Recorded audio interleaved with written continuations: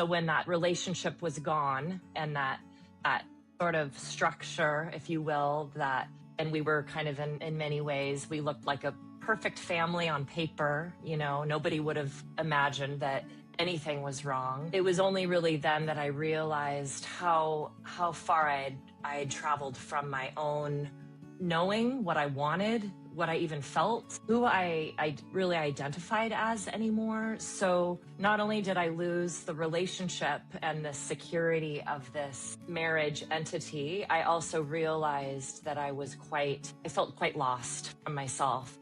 Welcome to the Divorce Discussions podcast, where professionals share practical guidance to help you move through divorce with clarity and confidence. Let's get into the discussion. I want you to ask yourself a question as we get into this discussion. Do you recognize yourself anymore? Because the truth is, long before the papers, before the conversation you couldn't take back, and maybe even before the word you said divorce out loud, something in you was already bracing. Maybe it was those shoulders that never quite came down, or the breath that stayed shallow for months, or the nights your mind finally went quiet, but your body still wouldn't.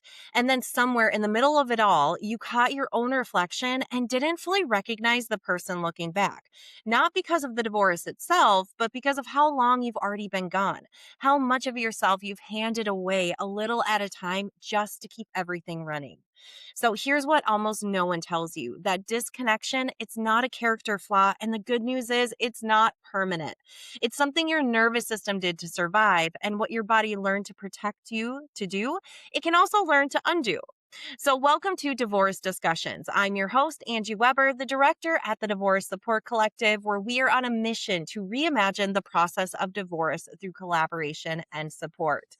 And today, my guest, Romy Limenes, a trauma-informed coach and breathwork facilitator who came to this work the best way people usually do, by living it, is a former nurse who spent years overfunctioning and caregiving her way straight out of her own life.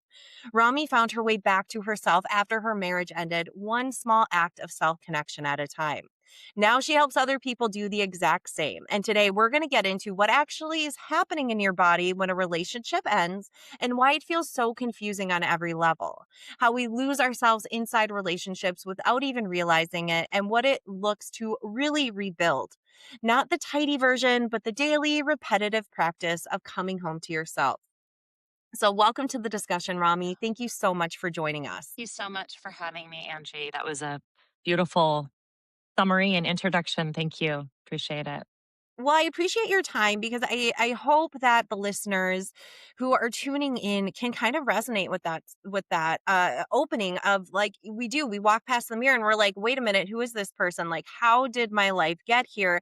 And sometimes, unfortunately, it does take something like a divorce or another big event in your life to kind of all of a sudden wake us up a little bit of like, whoa, how did this happen? How did I get here? And so I would love for you to share just a little bit of your journey, because I know you've walked this path before, so that maybe some of our listeners can get some better insights on maybe what's happening in their own lives too, to identify a little bit more of oh my gosh, yeah, she did this too. Like, she lost herself, and these are the exact same things that I'm feeling. Yeah. You know, in my own marriage, we were together 11 years, and I sort of just had this growing um sense within that I wasn't fully home, if that makes sense.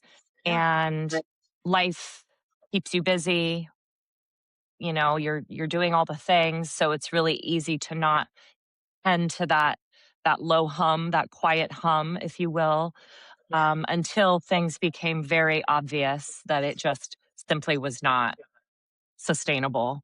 And and as we separated and I started to live as a single person, a divorced person again, I realized that I had been, in so many ways, I think the marriage fulfilled parts of my own self that I had not really tended to ever, if that makes sense.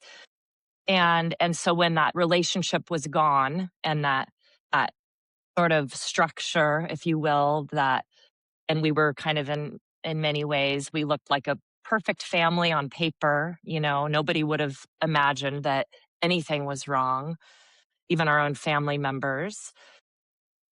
I It was only really then that I realized how far I had traveled from my own knowing what I wanted, what I even felt, who I really identified as anymore. So not only did I lose the relationship and the security of this marriage entity, I also realized that I felt quite lost from myself. So it was a big identity disruption as well. And yeah, so I don't know if I answered your question specifically. It was not one obvious thing. It was sort of a long time feeling that I finally started to tend to, if you will. It would almost come to me in moments of intuition, if that makes sense. Mhm. Yeah, which now that I've been on the other side for it's been 6 years, and I've been also doing this work personally, professionally, that we can get into, but now my intuition is so much stronger, and that's a lot of what comes from intentionally sort of cultivating that return to yourself. Yeah. At the time, it was very vague. It was almost like, "What was it?" It was there. Yeah, Yeah.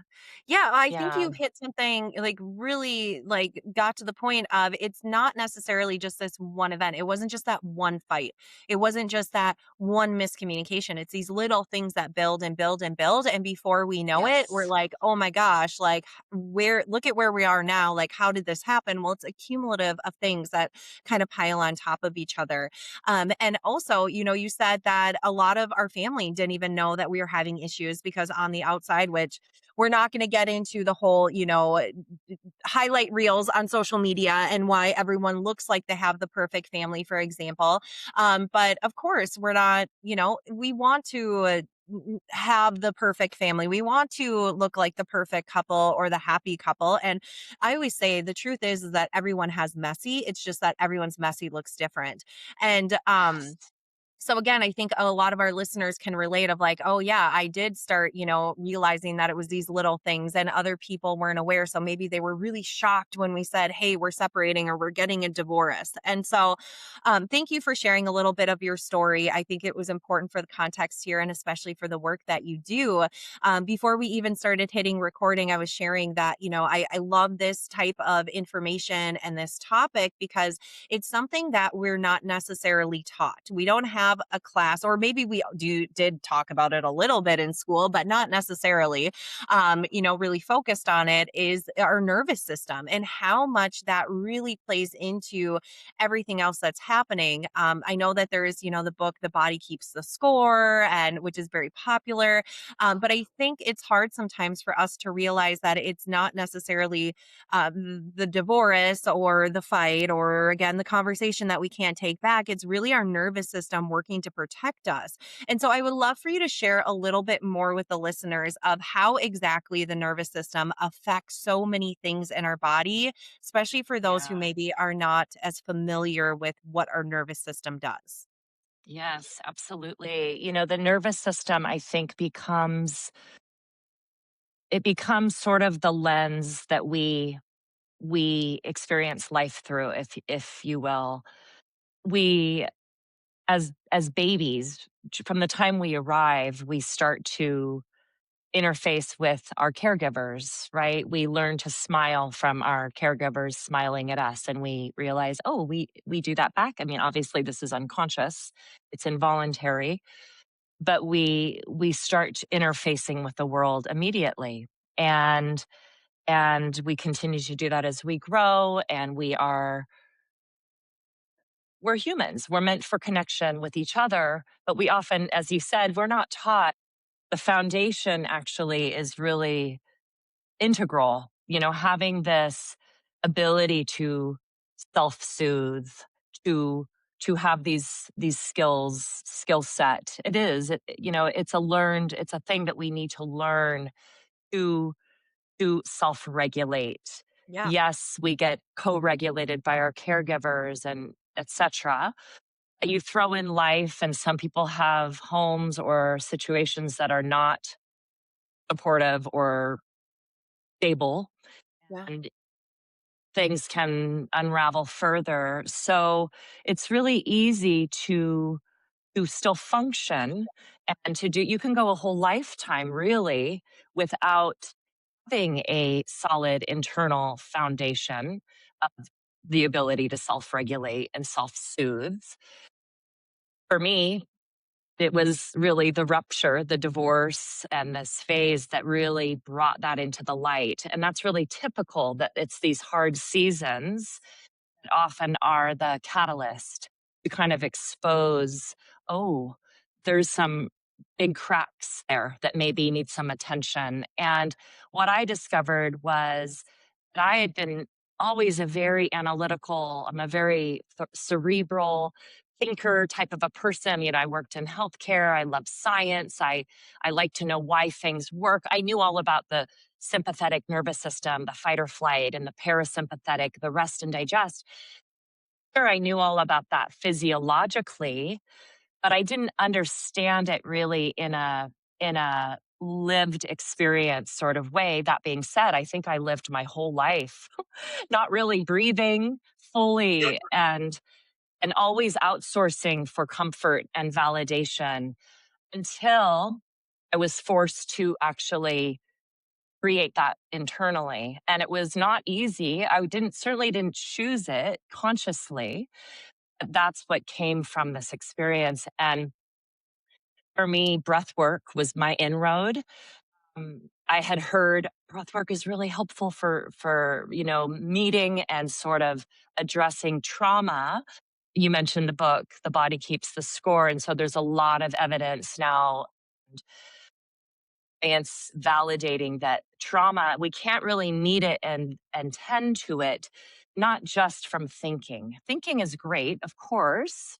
We're human beings. That's what makes us different than animals that don't have the ability so much to zoom out and be more, look at the big picture, etc.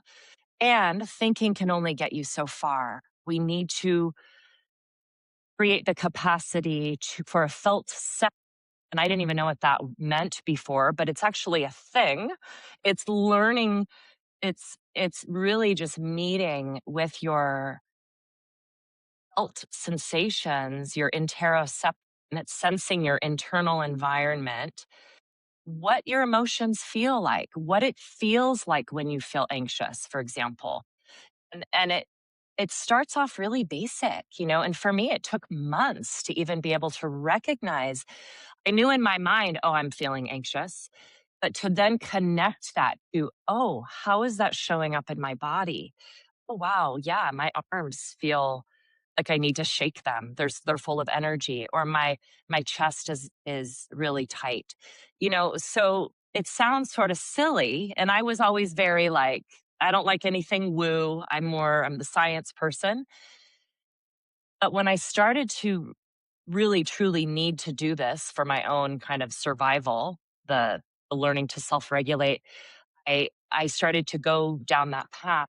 And it truly is when you are able to create safety from within, and and and more agency from within through these simple, repeated, regular practices like breathing with intention or attention. Even just putting your hands on your body sometimes, feeling that you're remembering, oh, I'm here right now, and again, these little tiny things that we hear about. So yeah, we create we can absolutely change and grow. Obviously, neuroplasticity, we can absolutely change our nervous system from the inside out through repetition Yeah. and through intention. And what I find is that it helps me stay in my life. So the hard stuff doesn't go away. What changes is that my internal, like, navigation system, if you will, that's changed. And therefore, and your nervous system is changed. and therefore the lens changes. And so you can go with the waves a bit more gracefully, if that Yeah. makes sense. Yeah, You are speaking my language. Like everything that you're saying, I'm like, yep, yep, yep, because I have also lived through that as well. And, we hear about fight or flight or freeze mode. And I think sometimes it's, again, we hear these words because they're kind of buzzwords too, like boundaries. I very always say it's like much. a huge buzzword that we just don't have enough context around. And so, when you said fight or flight, what I find what happens in my work a lot is that we're living in this fight or flight mode for so long, we don't even realize it. Oh, And yeah. it's because we kind of get into this survival, and our body from way back in our childhood kind of creates these different safety nets for us. And our nervous system does, again, those things to protect us in that time. And so all of a sudden we're running on fight or flight all the time. And then we don't realize it because I also think with the work that I do with parents, we hear all of these messages of, well, you're a parent, you should be busy and you're never going to get sleep again. And that's just how it's supposed to be. But the truth is, that's not how it needs to be. And we can Right. do things to relearn and to bring ourselves down to what I call our sweet spot of emotions. And again, we go through these different things in life where we stop, we lose our intuition with ourselves because we've been told, whether it's from our parents or maybe our partner, or ex, that, well, I don't know why you make such a big deal about everything. Like, what is wrong? Like, stop being so upset about it. It's not, you're making a mountain out of a molehill kind of messages that we get, that we start saying to ourselves, oh, maybe I am wrong, maybe I am overreacting, maybe I'm the one, maybe it's me, maybe I'm the problem here. And so when those feelings come up, we don't know what to do with them. And so we push them down, they're uncomfortable. And then we just keep going and going and going. And soon enough, we're going to get to burnout, or we're going to get to this spot where something happens like trauma, or there's a divorce that we're like, whoa, I've been living in this way for far too long. And Rami, I'm going to be honest though, like even going through my experience and all of my healing journey, like feeling all the feels, it's not fun. Like, it's Yeah. sometimes you're kind of like, wait a minute, I don't want to know all of this because it's hard, Yeah, and you get into the thick of it and you're like, wait a minute, where is that rescue boat? Because I'm sick of trying to absolutely. wade through all of this stuff. Absolutely. That is such a good point, Angie. I'm really glad you brought that up. So the meeting the things, the discomfort, the emotions that are hard.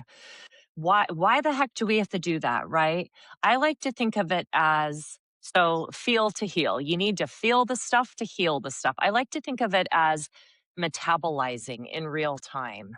Mm, So you may not immediately feel better just because you sat with your discomfort for 5 minutes and breathed through it. You may feel like crap still. I think that we need to be clear. Like, you're not going to suddenly be, oh, everything's amazing. I like to think of it as that each time we meet the thing, and I mean, so I used to do labor and delivery in my first part of my nursing career. And, you would be with women who were birthing babies, and, they're I would always, this is years before I got into breath work myself, but it was like, you really lean into the breath, right? And I joke now that life, it's like sometimes you just have to breathe through the life contraction. It's like, and so yeah. when you meet the hard emotions, and maybe it's grief or fear of the unknown, whatever that hard emotion is, if you can just feel it and stay with it and breathe through it. And if your mind's going, what the heck am I doing? What is this about? I like to tell myself, I'm metabolizing in real time. I'm actually, it is you are processing it, and each time that you do that, you really are retraining your nervous system, first of all, to learn to stay and to not just freeze or flee, right? You're learning each time you do it. And so I think of it as like mini deposits into the bank. You don't look at it every day. You don't, if you have money in the stock market, don't look at it every day because you might freak out. It goes up, it goes down. Mhm.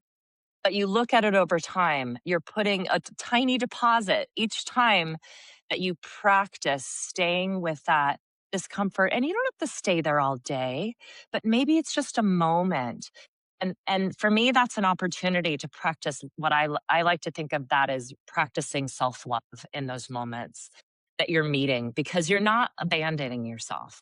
You're not saying, "Oh, you're being too emotional," or "You shouldn't feel that way." That was the old me. I would just push through. "Oh, get over it. You're too sensitive." Well, you shouldn't have done that. That's why you're feeling ashamed. Whatever. Whereas now, if I stay with the feeling, I'm also doing this thing sort of simultaneously, which is sort of, it's okay. You're welcome here in all of your imperfection. It's sort of this practice of reparenting in the moment, if you will. So this is all the work. And so the beauty is you don't have to go to a retreat or be with a therapist to do this. You can start practicing this with yourself in the tiny moments. And you don't only have to do the hard moments, you can do the joyful moments too, right?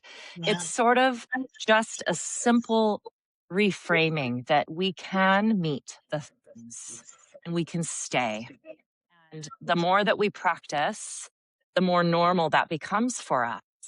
And I Mhm. do believe that over time, we are really changing things from the inside out.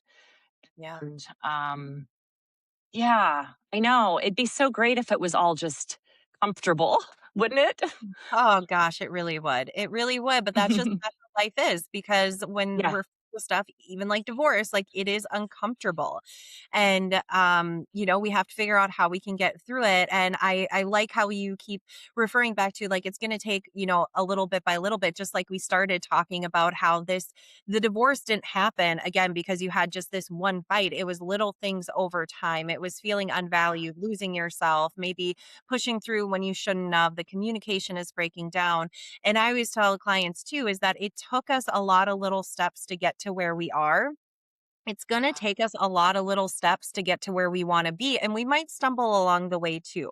And I love your idea of just kind of like sitting with yourself too. And I always teach people that I work with kind of the 5 different check-in points to start understanding, like you were saying, like are my arms needing to move? Is my body getting tight anywhere? Is my face getting flushed? And really just doing it without judgment or shame, but yeah. just awareness and curiosity. And so I'm glad that you brought that up. Because again, it's hard to do it in the moment and it feels awkward at first and it feels challenging. But what we want to do is we want to make sure that we're sticking with it because for so many different reasons. But we talk a lot on this podcast too about how there's 3 parts to divorce. There's the financial, the legal, and then the emotional part. And that part is so big. It's about 80% of divorce. And for people listening and they're like, this does sound a little too woo woo for me, Rami. And I don't Yeah. really want to sit with my feelings. That's not how I grew up. That's not how my relationship was. Like, for me personally, I'm the fix it mode of like, here's the ABCs. This is how we're going to get through it. This is what's going to get done. But if we don't care about that emotional part, especially during a divorce, it's actually going to hinder the other parts too. Because we've talked about this before too. Your lawyer is going to be a very expensive therapist if that is the person you're using for your emotional support. And so when we are better aligned with our nervous system, with our emotions, with it coming up in our body, we can make better, quicker, I want to not quicker, better, more aligned decisions Or on the yes. financial and legal part so that you're not dragging your divorce out for years and feeling depleted Yes. physically, mentally, and emotionally at the end of it. Absolutely. I completely agree. It truly does impact everything. Again, I think of it as very foundational. Yeah. The you got to start with, and I get the woo, trust me. I grew up in a culture in Northern California where it was like I heard so much of that I just couldn't stand that language really up until my late 40s. I mean, almost a half a lifetime before I started to ease up on that resistance to it a bit. And I get that. but I also now realize how it is so foundational to everything to have the capacity to self-regulate from the inside out, to not need to outsource all of your comfort and and answers too, right? Because there's so many decisions to be made when you're navigating divorce. And everybody's going to have a different opinion. And a lot of people are going to have an investment in the outcome of your actions. And so it's even more important to be able to hear your own inner voice. And I do believe that that is something that comes back online when we do this sort of work. It certainly has for me. And, you know, I think also when we're married, I talked about in my own marriage, I realize that I sort of used in many ways. I'd never really done the work, quite frankly. I was one of those high functioning people. I didn't do any inside work until my life, until the divorce. And, it was a hard season. And, a lot of people are much more, proactive and actually don't end up in that situation. And so they actually might have a really more healthy marriage. I get that. There's the whole spectrum. But in my own, I realize now and after how much I was really using it to sort of not to deal with all the stuff Yeah. that probably needed attention from my childhood. Because it's so easy when you are defined by, oh, this is they're a couple and they're a family and that's their husband. You don't have to really for myself, it allowed me to sort of comfortably disappear, if that makes sense. Yeah. It was easier to deal with my family members, it's everybody loved him. It was so all to say that when that goes away, wow, you're dealing with all the things, the 3 things that you named. You're so right. The legal, the financial, the psychological, emotional. And then if on top of it you feel like you don't even have any connection with yourself, it's a lot, right? It's a heck of a lot, but all the other things sort of are really determined by the foundation, I believe, of the ability to resource from within. And you don't have to be an expert. It's not like you just arrive, like you heal and you're done. Not at all. This is Yeah. the work is never done, Yeah. but we can start at any time. And the beauty is that this sort of work, we can do it again and again and again. We drift away and then we return. We drift away and then we return. So that's the good news. And the other great thing is that our bodies are so, our brain, as we know now with science, neuroscience, that how we can just we keep growing our brain and changing our nervous system. So Yeah. that's the great news. But it does require our awareness of it and our intention. And I think this is a good time to start when you're navigating a divorce. Yeah. Yeah, and Yeah. maybe that there are listeners on here because I think we've kind of hit on like how it can be so helpful during this stage of going through a divorce before the decree is signed, and we're dealing with a lot of emotions. We're dealing with reinventions, like you just kind of said, like who am I now? Because they always loved my ex, and this is what we were always just a family unit to everyone else, and so you kind of go through those different stages of maybe anger and grief and sadness and but then there may be some excitement of like what does my next chapter look like, just because like you said, like you don't do this work one time, it's like, oh, everything is golden and rainbows and butterflies. There's the after the decree, after the divorce. What does this next journey of my life look like? Which again has comes with its own set of emotions and phases of figuring that out. And so, Rami, as we kind of start wrapping this up, I would love for Yeah. you to give maybe just some like very tangible things because honestly, as you were talking, and again, you're speaking my language because I've lived through some of this stuff. I've done the work. It's not always fun. There's definitely days where I'm Yeah. like, I wish I didn't know this because it'd be easier to just kind of avoid it, honestly. But Right. the truth is that there might be some listeners of like, I can't believe that I listened to this episode. This is way too woo woo. I don't want to do that. I don't Yeah. want to sit in my feelings. I have my plan now. We're gonna get divorced, and this is what we're gonna do. And yes, you can do that. That is the choice you can make. And here is the truth is that your nervous system affects everything, not just Yeah. your emotional health, but your physical health too. And burnout is really, really hard to recover from. So you can continue living Yes. in this fight or flight, or you could do just as much hard work to figure out and to tune into yourself, because that's also going to make the transition easier. And if you have children, you're still going to most likely have to deal with your ex. And so this learning this type of stuff is going to, even if they are stuck in not wanting to do any of this work and not wanting to figure out how to tune in with themselves, the amazing benefits you get just for yourself, learning to understand when maybe you're getting anxious when your ex is coming to pick up the kids, or when you see their name on your phone because they text you something, like the control that you now have over your own body and emotions is so freeing and liberating. But It again, is. Rami, I would love for you to share maybe just a couple tangible things that people can take away from this episode. Maybe it's something with breath work, maybe it's the tuning in again with your body.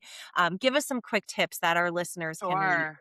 No, absolutely. So I think for me, my go to is just learning to notice and name. So with my clients, we start with that. Just notice and name. You don't even have to go into the fixing, but start developing this capacity to just notice. So say I love that. I love your example. That used to happen all the time. I'd see his name on my phone, the call, and it was just instant, activation in my body. And, at the time I wasn't doing this so much initially, whereas now I can say, okay, I'm noticing that I'm really activated. My heart rate is up. I don't even have to get into the specifics, but it's more, I'm noticing that I'm activated. I'm Mhm. feeling stressed. I'm feeling, you know, just, yeah, activated. So it's sort of just noticing and naming to yourself. You don't even have to say it out loud. And just kind of developing the capacity to identify. I think it's really powerful to identify things with for ourselves. It almost carves out like, okay, this is sacred. This is of value. Even just noticing, this isn't nothing. This Yeah. is real. So starting to name and notice and name. And then of course, what can you do in that moment to bring yourself down? So I love breath work. It's the quickest way to change our physiology. It's the only bodily function that we have that is both involuntary and voluntary. And that is amazing. It is the quickest way to calm ourselves down. And that doesn't mean forced positivity. I don't like any of that. Just be happy when you feel horrible. Not at all. But and it can be literally, people think breath work, oh gosh, that sounds complicated. What does that even mean? Breath work is all it is breathing with awareness, breathing with attention. So you literally could just stop and notice, okay, I'm activated. Let's bring my awareness to my breath. Oh wow, I'm barely breathing. My chest is barely moving right now, or I am breathing all up in my shoulders. So maybe then you go, okay, I'm going to focus on taking a full breath. Maybe it's a 5-second breath. Can you allow yourself to breathe in? I mean, it took me months to learn to even do that. So these things are real. And this is not a failure. This is, like you said, our nervous system has been stuck in this dysregulated state, maybe for our whole Yeah. lives. So, along with the breath, so breathing. Okay, so when we breathe full, people call them belly breaths or diaphragmatic breaths. That's like the more technical. that means is that we're using our diaphragm, which is our primary muscle of respiration, to pull that air in. People say belly. Your belly's not filling with air. Your belly might rise because you're really pulling air in with your diaphragm and you're displacing your belly. Okay. So just for the confusion, but a big full belly breath. And again, this might take a little practice to learn to breathe, not just up here. So when we breathe shallow and tiny, what we're doing is we're activating further the sympathetic nervous system. When we breathe fast and shallow, we're telling our body, prepare for fight or flight. When we do the opposite of what our body is wanting to do in those moments, and we notice our activation, take even 3 full breaths and maybe blow it out your mouth, a nice longer exhale. The longer exhale will even get you there quicker. That instantly tells your body that you are safe. So even though your brain is spinning, oh, this is calling me again. And, your Yeah. body is counteracting that and it's calming. Okay. So again, there is going to be, it's a learning curve. Maybe you're going to have the internal voice going, oh, this is so woo. What am I doing this for? How long do I have to do this? Mm, But that's where we get to practice the radical self love too, right? And that's the other part that is so beautiful to this type of work is that we get to be really kind to ourselves and curious rather than judgmental. Yeah. So breath work. So getting into the breath, again, it doesn't need to be complicated. You can literally do 30 seconds of breathing sprinkled into your day. And when I say breath work, full belly breaths, you can do it when you're driving. You can do it when you're waiting for your coffee to brew.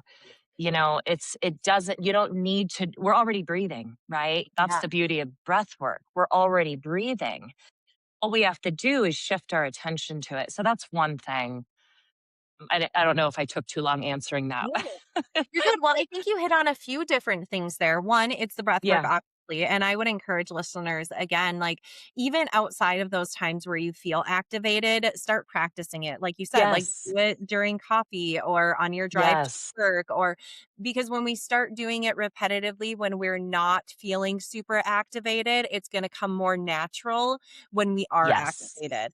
And then I think just Great. noticing those things, right? Like we've talked about, like coming to it with curiosity of, oh gosh, I realize that this is not just how it's showing up in my body, but these are the times. Like maybe it's the call, you see your ex's name on your phone, or maybe it is going to a certain place that you have a lot of memories associated with. For example, maybe you go to the same gym you've always been going to, but when you walk in, you feel so tense and like uptight and you're constantly looking over your shoulders. Like we can think about the people, places, and times that these are coming up. So again, we can look at it from awareness. And then we can figure out, do we need to pivot? Do we need to adjust? Do we need to adapt? Do we need a different plan? Because now I'm more aligned with what's happening in my body. And then you can utilize safe coping skills like breath work when we're feeling like we're getting out of that, again, what I like to call sweet spot of emotions, and we're getting more activated. So I think those were some great tips, Rami. I think we could probably have this episode go on much longer. I'm fascinated with Probably. this stuff, right? And I hope that the listeners, I know that they got a lot out of it as well. So I appreciate your time today, giving us some of those tangible things, but also just that relatableness of you're not you're not alone in this. Other people have gone through it. They can band together. That's really the support piece that we want to get across with this podcast and with our organization is that there are people out there to help support you. You don't have to go through it alone. And perhaps Rami is that person that you want is part of your emotional support. And so you can go to our show notes and our caption and you're able to find out more about Rami. You're able to get connected with her, find out more about the things that she does with her clients, with breath work, nervous system, all of that stuff. So again, Romy, thank you so much for joining us today. And listeners, thank you for tuning in. Again, head to the show notes, get connected with her, and we will see you on the next discussion. Thank you for listening to the Divorce Discussions podcast. If this was helpful, subscribe and hit the bell so you don't miss the next conversation. Visit thedivorcesupportcollective.com to explore resources and connect with our professionals. Until the next discussion, remember, you don't have to navigate this alone.